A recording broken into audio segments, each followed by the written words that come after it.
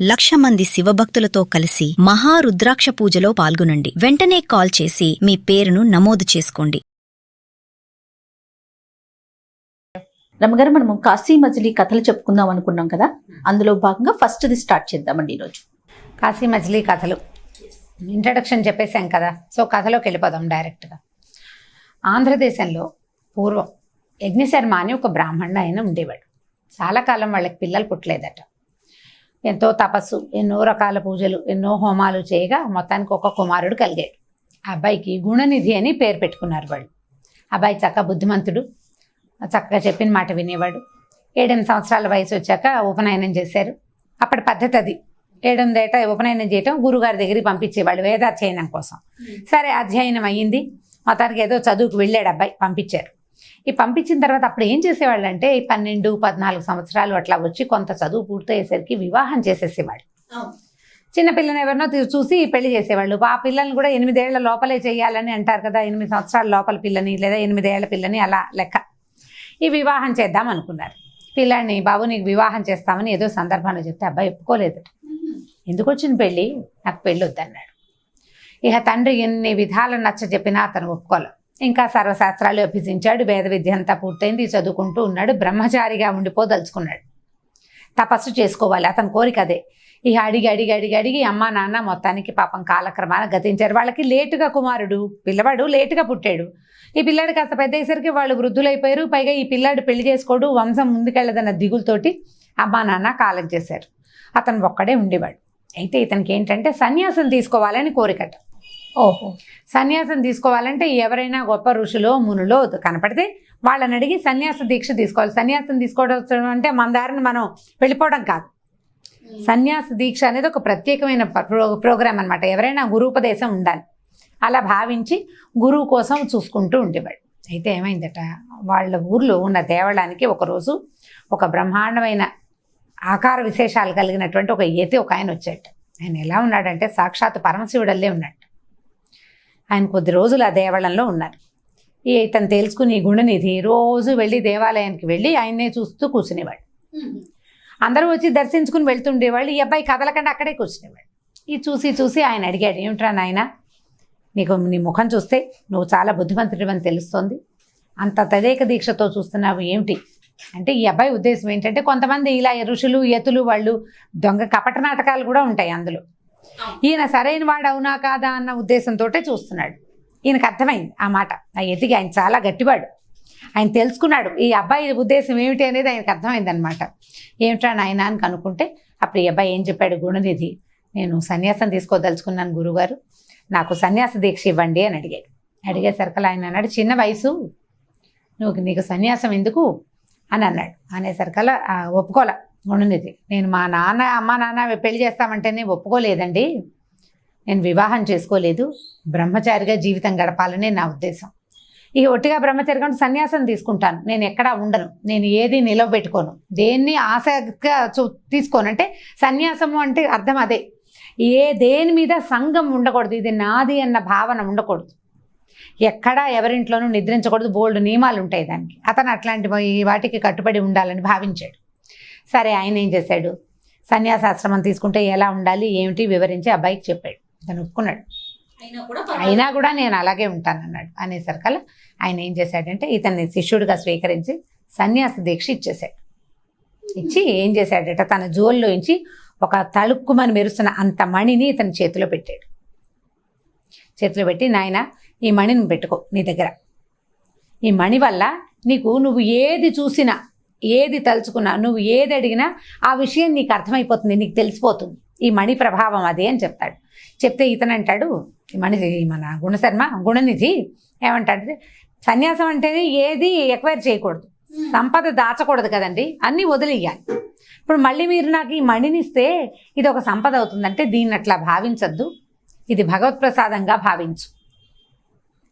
ఈ మణి ఆస్తి కాదు, కేవలము నీ జ్ఞానం, అది ఇక్కడ ఉండేది చేతిలో ఉంది అంతే. నువ్వు ఈ మణిని ముందు పెట్టుకుని దీన్ని ధ్యానించి నువ్వు ఏ విషయం తెలుసుకోవాలని అనుకుంటున్నావో అది నీకు కరతలామలకంగా తెలిసిపోతుంది.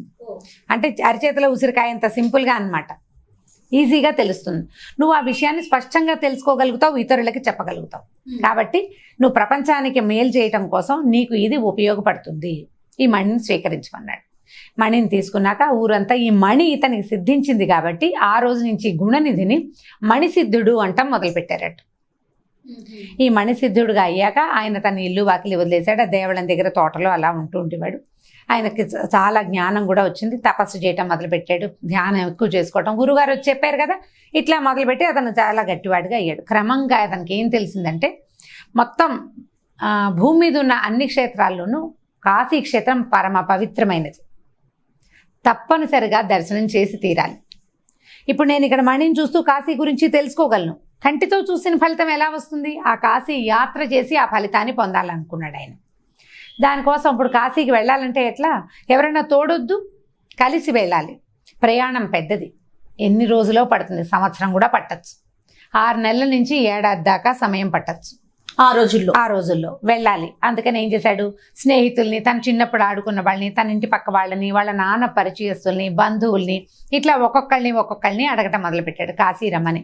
ఒకళ్ళేమో మా ఆవిడ కడుపుతో ఉందంటారు, ఒకళ్ళేమో మా అమ్మ నాన్న వృద్ధులు అంటారు, ఇంకోళ్ళేమో నీతో వస్తే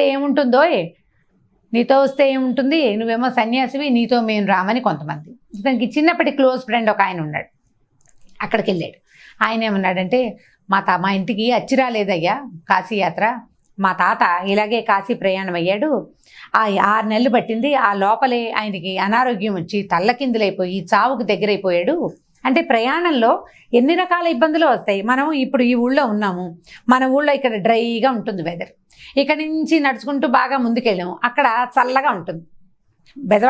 విజయవాడ వెళ్ళామనుకో, హ్యూమిడిటీ ఎక్కువ, బంకలా ఉంటుంది, చెమట పోస్తుంది, వేడి తట్టుకోలేకపోతాం. మనం వాతావరణం కొత్త చేయటం ఎంత సహజమైన సంగతి. ఇప్పుడు ప్రయాణంలో ఇవాళ ఈ ఊరి నీళ్లు, ఈ చెరువు నీళ్లు, రేపేమో ఇంకో చెరువు నీళ్లు, 3వ రోజు నది నీళ్లు, 4వ రోజున ఏదో సెలయేరు నీళ్లు, 5వ రోజున నీళ్లు దొరకవు, మనమే వచ్చిన దొరువు దవ్వుకుని చారెడు నీళ్లు తాగాలి. ఎన్ని రకాల నీళ్లు మారిపోతాయి, జబ్బులు చేసేస్తాయి. సో అనారోగ్యాలతో చాలా అవస్థగా ఉంటుంది. మా తాత అసలు మరణాసన్నుడైపోయాడు, ఆయన ఎట్లా కొట్లా చచ్చి జడి వెనక్కి వచ్చాడు, అసలు మా ఇంట్లో అచ్చి రాదు, మా వాళ్ళు వద్దంటున్నారు అన్నాడు. ఈయనకి చాలా బెంగగా ఉంది. అయ్యో, ఎవ్వరూ తోడు లేకుండా ఎట్లా వెళ్తాం, ఎవరో ఒకళ్ళు తోడు ఉండాలి, ప్రయాణంలో తోడు ఉండాలి కదా. కలిసి ప్రయాణం చేసేటప్పుడు 4గురిని తోడు తీసుకెళ్ళమన్నారు. చాణక్యుడు కూడా చెప్పాడు ఆ సంగతి. చాణక్య నీతిలో 4గురు కదా, నువ్వు ఎక్కడికైనా ప్రయాణం అయితే వెళ్ళేటట్టయితే అడవిలోకి వెళ్తుంటే 4గురితోటి వెళ్ళాలి, ఒక్కళ్ళవే వెళ్ళకూడదు.